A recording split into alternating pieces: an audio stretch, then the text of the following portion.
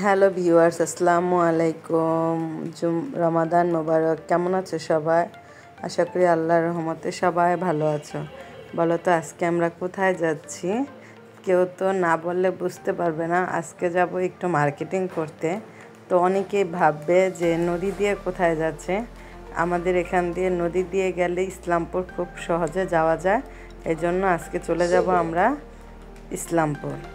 এই তো ইসলামপুরে হলো সবচেয়ে কাপড় পাইকারি দামে পাওয়া যায়, সেজন্য চলে গেলাম আমরা 3 ফ্রেন্ড মিলে ইসলামপুর। সেখানে আজকে কিছু ইউনিক জিনিস দেখলাম, যেমন ছেলেদের প্যান্ট যে বিক্রি করে, এটা আমি জানতাম না, আজকে ফার্স্ট দেখলাম। এর আগে অনেকবারে আমার যাওয়া হয়েছে, কিন্তু আমি কখনো দেখি নাই। আর এই সবুজ সবুজ পেয়ারাগুলি দেখে আমার খুবই লোভ লাগতেছিল।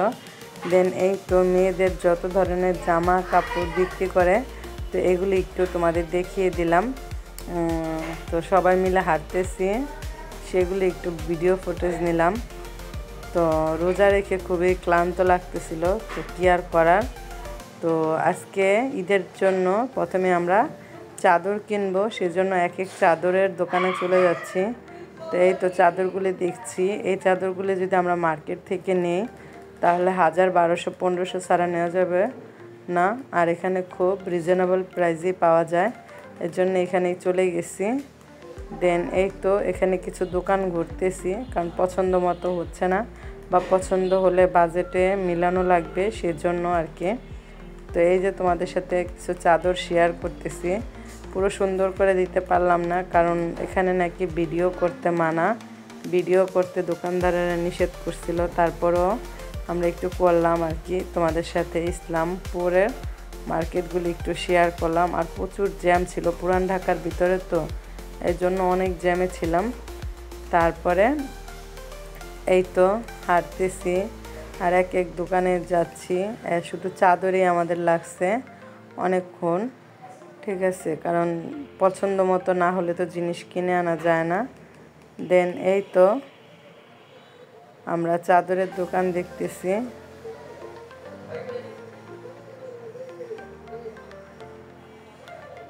তার পরবর্তীতে পরে এখন যে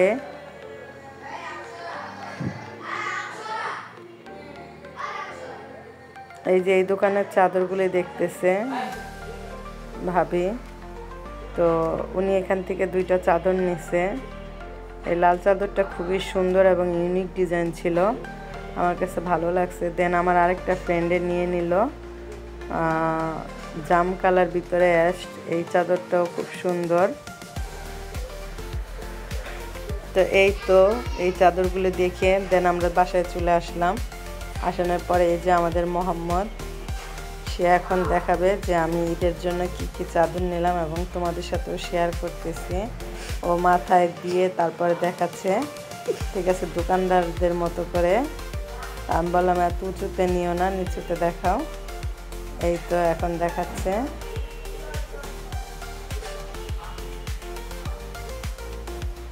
দেন 2টা বিছনার জন্য আমি 2টা চাদর নিলাম, আমার 2টা খাট বাসা, এই জন্য।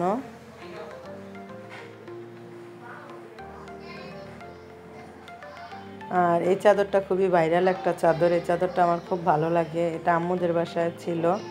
দেন আমি একটা কিনে ফেললাম।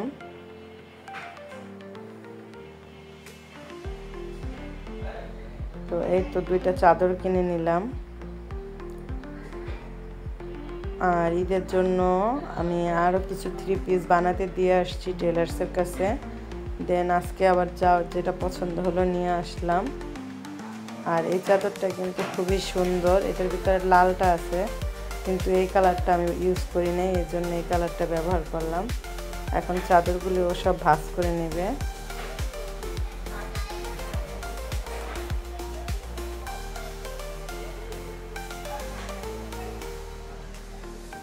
আমার ছেলে এই চাদরটাই পছন্দ করছে।